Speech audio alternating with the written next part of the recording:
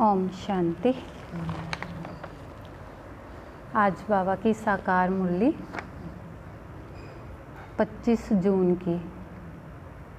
बाबा ने कहा कि मीठे बच्चे, इस समय तुम बाप के ऊपर बलिहार जाओ तो 21 जन्मों के लिए तुम सदा सुखी बन जाएंगे। इस समय बाबा कहते हैं कि तुम बाप के ऊपर बलिहार जाओ तो 21 जन्मों के लिए तुम सदा सुखी बन जाएंगे। फिर प्रश्न है, ज्ञानी बच्चों को अपनी अवस्था ठीक रखने के लिए कौन सी आदत पक्की डालनी चाहिए? ज्ञानी बच्चे हैं, उनको अगर अपनी अवस्था ठीक रखनी है तो कौन सी आदत पक्की डालनी चाहिए? उत्तर है सवेरे सवेरे उठने की। सवेरे सवेरे उठकर बाबा की याद में बैठना, यह बहुत अच्छी धारणा है। भी सवेरे सवेरे जिसको अमृत वेला बाबा बोलते हैं कि अमृत वेले उठ के बाबा की याद में बैठना, यह बहुत अच्छी धारणा है। जो बच्चे जल्दी सोते और जल्दी उठ जाते, उनकी अवस्था सारा दिन ठीक रहती है। जो बच्चे जल्दी सोते और जल्दी उठ जाते, उनकी अवस्था सारा दिन ठीक रहती है। अज्ञानियों की नींद से ज्ञानी बच्चों की नींद आधी होनी चाहिए। अज्ञानियों की नींद से भी, अज्ञानी है भी सोंदे रहंदे है। बाबा कहते उनसे तो ज्ञानी बच्चों की नींद आधी होनी चाहिए। 10 बजे सो जाओ और 2 बजे उठकर बैठो। बाबा कहते अगर अज्ञानी बच्चे 8 घंटे सोते हैं तो ज्ञानी बच्चों को 4 घंटे ही सोना चाहिए। 10 बजे सो जाओ और 2 बजे उठ के बैठ जाओ। तब बाबा कहते ज्ञानी बच्चे हैं वो अपनी अवस्था को ठीक रख सकते हैं। गीत है, मुझको सहारा देने वाले तेरा शुक्रिया। हम भगवान को कहते हैं भी हम कहाँ कहाँ देखो भटक रहे थे, तो मुझको सहारा देने वाले तेरा बहुत बहुत शुक्रिया। ओम शांति। बच्चे सब सम्मुख बैठे हैं तो जानते हैं कि हम जीव आत्माएं हैं। यहाँ तो जीव आत्माएं होंगी ना। जब आत्मा को शरीर नहीं है तो नंगी है, तो उसको अशरीरी कहा जाता है। भी जब आत्मा को शरीर नहीं है तो क्या कहेंगे? भी शरीर के बगैर नंगी है, माना उसको शरीर नहीं है, अशरीरी है। तुम तो शरीर के साथ बैठे हो। आत्मा व परमात्मा जब तक शरीर में ना आए तो बोल ना सके। भी जब तक आत्मा और परमात्मा, बाबा कहते जब परमात्मा शरीर में ना आए तब तक बोल ही ना सके। तुम जीवात्माएं जानती हो। अब बाप के सम्मुख बैठे हैं, हूबहू जैसे 5000 वर्ष पहले सम्मुख आए थे। बच्चे जरूर बाप से वर्षा ही लेंगे। जानते हैं हम अपने परम पिता परमात्मा बेहद के बाप के सम्मुख बैठे हैं। क्यों बैठे हैं? बेहद के बाप से वर्षा लेने के लिए। यानी कि हम भगवान के बच्चे क्यों बने हैं, भगवान के घर क्यों आए हैं? भगवान से बेहद का वर्षा लेने के लिए। जैसे स्कूल में समझते हैं कि हम टीचर द्वारा इंजीनियर ब्रेस्टरी सीखते हैं, यह एम ऑब्जेक्ट रहती है। तुम बच्चे समझते हो कि परम पिता परमात्मा हमको ब्रह्मा के तन से बैठ रायोग सिखलाते हैं। तो भगवानुवाच, यह तो बच्चों को समझाया है कि भगवान निराकार को कहा जाता है। जीव आत्माएं पुनर्जन्म जरूर लेती हैं। भी जीव आत्माएं, हम कौन होगी? जीव आत्माएं। तो बाबा कहते हैं हम क्या लेते हैं? पुनर्जन्म जरूर लेती हैं। कोई भी सन्यासी से तुम पूछो मनुष्य पुनर्जन्म लेते हैं, तो ऐसे नहीं कहेंगे कि नहीं लेते हैं। नहीं तो 84 लाख जन्म कैसे कहते? नहीं तो 84 लाख जन्म कैसे कहते? पूछो तुम पुनर्जन्म को मानते हो? यह तो बरोबर है कि आत्मा संस्कार अनुसार एक शरीर छोड़ फिर दूसरा लेती है। ऐसे कोई कोई मनुष्य 84 जन्म लेते हैं। 84 लाख जन्म की तो बात ही नहीं है। भी 84 लाख जन्मों की बात नहीं है। बाबा कहते सिर्फ ही कितने जन्म हैं? 84 जन्म। पहला जन्म जरूर बहुत अच्छा सतो प्रधान होगा, लास्ट छी छी तमो प्रधान होगा। 16 कला से फिर 14 कला 12 कला होती जाएगी। पुनर्जन्म जरूर लेते हैं। पूछना चाहिए, अच्छा परम पिता परमात्मा पुनर्जन्म लेते हैं, वह पुनर्जन्म रहित है? देखो यह पॉइंट बहुत सूक्ष्म है। अगर कहेंगे जन्म मरण रहित है तो फिर शिव जयंती सिद्ध नहीं होती। कहेंगे कि शिव जयंती तो मनाई जाती है भी, अगर भगवान जन्म मरण में नहीं आता है तो फिर बाबा कहते कि ये जो शिव जयंती मनाते हैं फिर ये क्यों मनाते हैं? तो समझाया जाता है कि हाँ शिव जयंती है, परंतु जन्म के साथ फिर मरना जिसे कहा जाता है वह नहीं है। वे भगवान ये नहीं कहेंगे कि मर गया। अगर मरे तो फिर पुनर्जन्म भी ले, तो बाप कभी पुनर्जन्म नहीं लेते। वह तो इस तन में एक ही बार आते हैं। इस तन में माना ब्रह्मा बाबा के तन में सिर्फ एक ही बार आते हैं, बस फिर पुनर्जन्म में नहीं आते। तो परम पिता परमात्मा पुनर्जन्म रहित है। वह कभी सतो प्रधान से तमो प्रधान नहीं बनते हैं। आत्माएं तो सब जन्म मरण में आते आते पतित बन जाती हैं, फिर बाप आते हैं पावन बनाने। तो इससे सिद्ध होता है कि आत्मा ही पतित होती है। आत्मा घर से पावन आती है, फिर माया पतित बना देती है। बाप तो कभी पतित नहीं बनाएंगे। बाप कभी भी बच्चों को गंदी मत दे नहीं सकते।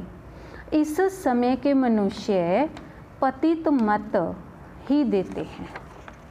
इस समय के मनुष्य तो क्या देते हैं? पतित मत ही देते हैं। भाई हमने शादी की, हम गटर में गिरे तो तुम क्यों नहीं गिरे? तुम भी गिरो। तो अब पावन बाप कहते हैं कि पतित नहीं बनो, अर्थात विकार में नहीं जाओ। रावण की मत से दुख धाम बन गया। भी जब से हम रावण की मत पर चले तो यह जो दुनिया सुख धाम थी ये क्या बन गया? दुख धाम बन गया। पहले सुख धाम था, पहले सतयुग और त्रेता क्या था? ये भारत सुख धाम था। तो सुख धाम क्यों था? क्योंकि वहाँ पे रावण की मत नहीं थी, इसीलिए सुख धाम था। ऐसे नहीं कि बाप ही सुख दुख देता है, नहीं। बाप कभी बच्चों को दुख की मत दे नहीं सकता। कभी अपने माँ बाप बच्चों को दुख देते हैं? नहीं देते। बाबा कहते दुख कौन देता है? माया दुख देती है। तो उस माया पर जीत पाने से ही तुम जगत जीत बनेंगे, परंतु माया का अर्थ भी नहीं समझते। भी माया कौन है? वह तो धन को ही माया कह देते हैं। भी धन माया है। सतयुग में कितना धन होगा देवी देवताओं के पास, है ना? तो वहाँ कोई माया थोड़ा ही है देवी देवताओं के पास। तो इसीलिए बाबा कहते हैं धन माया नहीं है। कहते हैं ना इनको माया का नशा बहुत है, परंतु माया का नशा होता नहीं। वहाँ रावण का बुत बनाकर जलाते ही नहीं। बुत तो दुश्मन का बनाया जाता है। रावण राज्य बाबा कहते आधा कल्प से शुरू होता है। आधा कल्प से माना द्वापर से रावण का राज्य शुरू होता है। दे अहंकार आने से फिर और विकार आ जाते हैं। शास्त्रों में लिखा हुआ है कि देवताएं वाम मार्ग में अर्थात विकारों में जाते हैं, माया के वश होने से पर वश बन जाते हैं, पर मत पर चलते रहते हैं। अभी तुम चलते हो श्री मत पर मत माना माया की मत। श्री अर्थात श्रेष्ठ मत है ही बाप की, वह है रावण की मत, पर मत। इसीलिए बाप ने कहा है कि आसुरी संप्रदाय सब रावण की जंजीरों में बंधे हुए दुखी हैं। मनुष्यों ने सतयुग की आयु लाखों वर्ष समझ ली है। तुम तो हिसाब बताते हो 5000 वर्ष कैसे है। क्राइस्ट को 2000 वर्ष हुआ, बुद्ध को 2250 वर्ष हुआ, फिर इस्लामी को 2500 वर्ष हुए, सबको मिलाकर आधा कल्प हो गया। ये सारे धर्म जो आए आधे कल्प के बाद आए। उससे पहले तो देवताओं का राज्य था, फिर देवताओं को लाखों वर्ष कैसे कह सकते हैं। इतने मनुष्य होते फिर तो मनुष्य ही बहुत हो जाते। इतने तो हैं, इतने तो बाबा कहते हैं नहीं। 5000 वर्ष में ही करोड़ों मनुष्य हो जाते हैं। कहते भी हैं कि क्राइस्ट से 3000 वर्ष पहले भारत में आदि सनातन देवी देवता धर्म था। 5000 वर्ष पूरे हो जाते हैं, नाटक पूरा होता है ना। इन बातों को कोई भी जानते नहीं। ये जो सृष्टि का नाटक है 5000 वर्ष का, बाबा कहते हैं ये क्या हो रहा है, अभी पूरा हो रहा है, जिसको कोई भी जानते नहीं।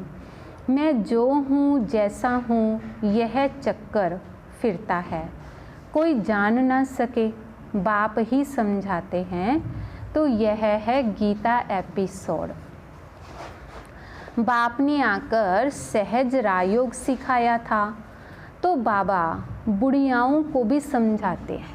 बुढ़ियाओं को माना जो बूढ़ी बूढ़ी माताएं हैं उनको भी समझाते हैं कि यह बहुत सहज बात है कि सिर्फ बाप और वर्षे को याद करना है। बच्चा पैदा हुआ गोया वारिस पैदा हुआ। तुम समझते हो कि हम बाबा के वारिस हैं। 5000 वर्ष बाद फिर से मिलने आए हैं, तो यह बड़ी गुप्त बातें हैं। बाबा पूछते हैं आगे कभी मिले हो। ब्रह्मा बाबा ना हमेशा जब बच्चे जाते थे तो पूछते थे, उनकी टेस्टिंग करते थे। तो बाबा पूछते थे आगे कभी मिले हो। कहते हैं हाँ बाबा। आत्मा इस मुख द्वारा कहती है कि बाबा 5000 वर्ष पहले आपसे मिले थे, तो आप इस तन द्वारा शिक्षा देने आए थे। तो जो पक्के पक्के बच्चे हैं समझते हैं कि हम बाबा से बेहद का वर्षा लेने के लिए बैठे हैं। हम बेहद के बाप के बने हैं ब्रह्मा के द्वारा। तो बाप कहते हैं मुझे पहचानते हो, मैं तुम्हारा बाप हूँ। तुम कहेंगे हाँ बाबा, हम आत्माओं के आप परम पिता परमात्मा बाप हो। तो बाप भी कहते हैं तुमको हमने स्वर्ग में भेजा था, वर्षा दिया था, फिर माया रावण ने छीन लिया और अब मैं फिर से देने आया हूँ।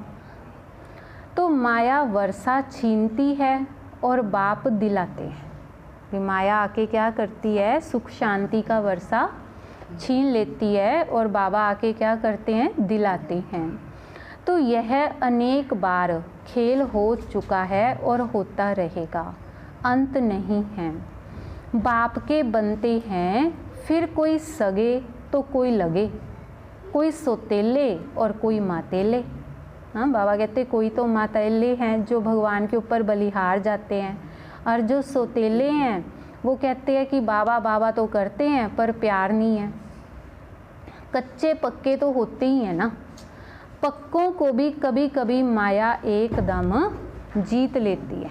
भी जो पक्के पक्के बच्चे हैं उनको भी बाबा कहते कभी कभी माया क्या कर लेती है, जीत लेती है। बच्चे कहते हैं कि बाबा हम जब तक जिएंगे आपसे वर्षा लेते रहेंगे, विकर्मों का बोझा सिर पर बहुत है।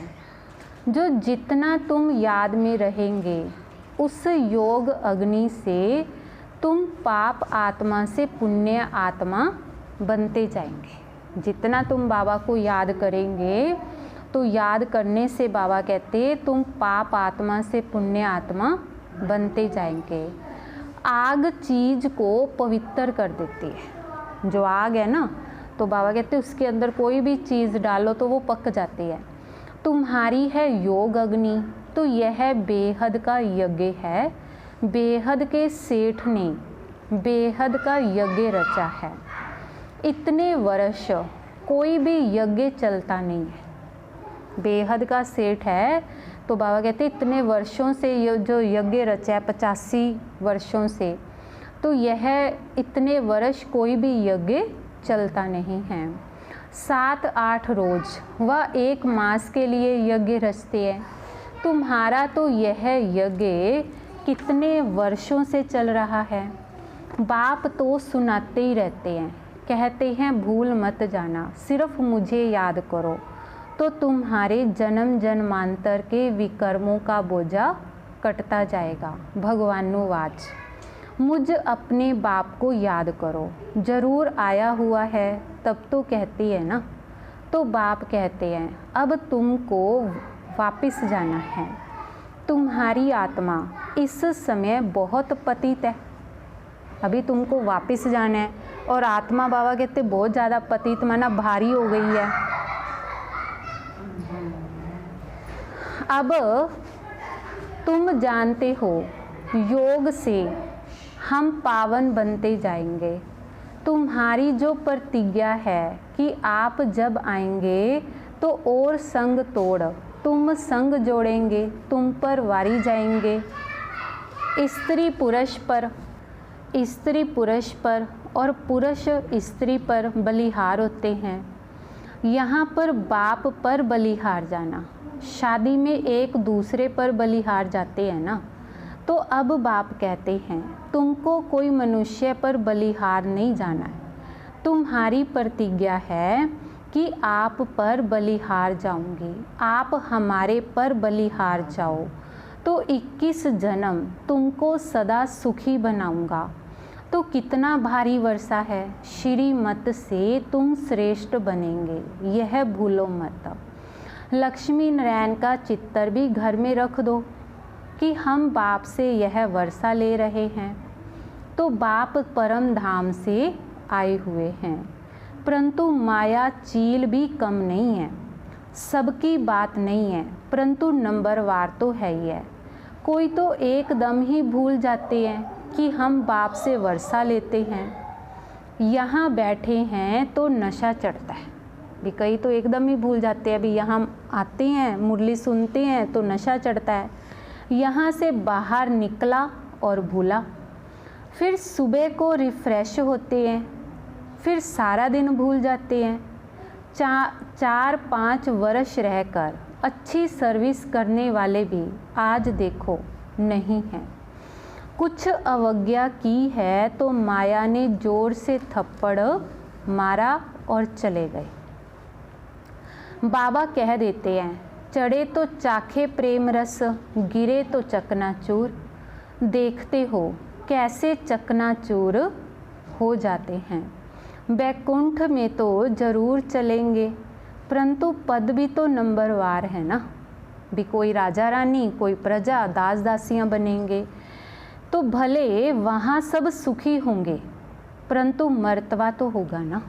भी सुखी तो ठीक है, भी राजा प्रजा सारे होंगे, दास दासियाँ, परंतु फिर भी कोई राजा और कोई दासियाँ, फ़र्क तो होगा ना मर्तबा में।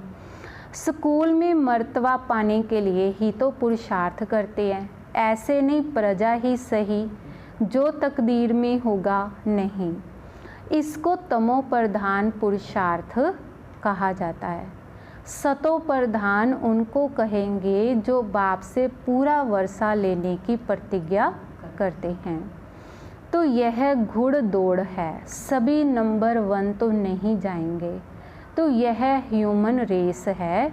तुम चाहते हो हम जल्दी शिव बाबा के गले में पिरो जाएं, तो उनको याद करना पड़े। सारा मदार याद पर है। माया विघन ऐसा डालती है जो एकदम रेस से ही निकाल देती है। तो हमारी ह्यूमन रेस है। आत्मा कहती है हम बहुत दुखी हुए हैं, शरीर लेते लेते बहुत तंग हुए हैं। कहते हैं अब जाएं बाबा के पास। बाबा ने युक्ति तो बतलाई है। कहते हैं बाबा हम आपकी याद में ही रहेंगे, जितना टाइम निकाल सको उतना अच्छा है। गवर्नमेंट की सर्विस में भी 8 घंटा देते हो, तो ऐसे याद में भी 8 घंटे तो रहो। सृष्टि को स्वर्ग बनाना यह कितनी भारी सर्विस है। सिर्फ बाप को याद करो और सुख धाम को याद करो, बस। यह 8 घंटा सर्विस करेंगे तो तुम पूरा वर्षा पाएंगे। ऐसे ऐसे याद करते करते तुम्हारे विक्रम भी विनाश हो जाएंगे। ये बाबा को याद करते करते क्या हो जाएगा, तुम्हारे सारे विक्रम विनाश हो जाएंगे। 8 घंटा इस सर्विस में दो, बाकी 16 घंटा तुम फ्री हो। जितना हो सके तुम घड़ी घड़ी याद करो। याद तो कहाँ भी बैठकर कर सकते हो। सबसे अच्छा टाइम तुमको सवेरे मिलेगा, क्योंकि सवेरे कोई डिस्टर्ब भी नहीं करता, है ना। सिंधी में कहावत है ना, सवेरे सोना सवेरे उठना। सवेरे सोना माना जल्दी सोना जल्दी उठना। वही मनुष्य बड़ा गुणवान है। यह गायन भी अभी का है। बाप कहते हैं रात को जल्दी सो जाओ और फिर सवेरे सवेरे उठो। क्या कहते हैं बाबा कि रात को जल्दी सो जाओ और फिर सवेरे सवेरे जल्दी उठो। अज्ञानी लोग 8 घंटा नींद करते हैं, तो तुम्हारी नींद आधी होनी चाहिए। 4-5 घंटा नींद बस। तुम कर्म योगी हो ना। रात को 10 बजे सो जाओ और सुबह को 2 बजे उठ जाओ। शिव बाबा को याद करने से तुम्हारी कमाई बहुत है। तुमको हेल्थ वेल्थ दोनों ही मिलेगी। भाई इसमें कमाई बहुत है। बाबा कहते हैं इससे तुमको हेल्थ भी मिलेगी और वेल्थ भी मिलेगी। अच्छा 2 बजे नहीं तो फिर 3 बजे तो उठो। 3 बजे नहीं तो बाबा कहते 4 बजे उठो। देखो बाबा कितनी छूट दे रहा है। फर्स्ट क्लास समय वह है, शांति रहती है, सब अशरीरी बन जाते हैं। उस समय सन्नाटा बहुत होता है। अमृत वेले की याद अच्छा असर करती है। बाबा बहुत करके रात को जगाते रहते हैं। सूक्ष्म सर्विस में थकावट नहीं होती। कमाई से तो और ही खुशी होगी। बाबा कहते तुम बाबा को याद करेंगे तुम्हारी कमाई होगी, तो इससे कोई थकावट नहीं होगी, बल्कि और ही तुम्हें क्या होगी, खुशी होगी। तुम बच्चे सवेरे उठ अपनी अविनाशी कमाई करते रहो। अच्छा मीठे मीठे सिक्के लदे बच्चों प्रति माता पिता बाप दादा का याद प्यार और गुड मॉर्निंग। रूहानी बाप की रूहानी बच्चों को नमस्ते। रूहानी बच्चों की रूहानी बाप दादाजी को याद प्यार गुड मॉर्निंग नमस्ते। शुक्रिया बाबा शुक्रिया।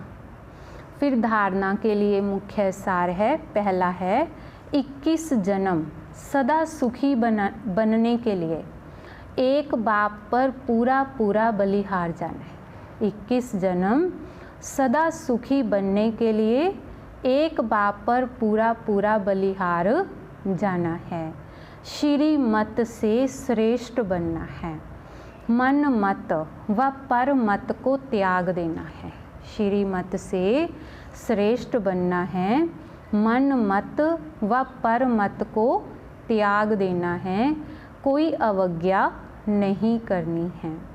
दूसरा है सवेरे सवेरे उठकर याद में बैठ कमाई करनी है।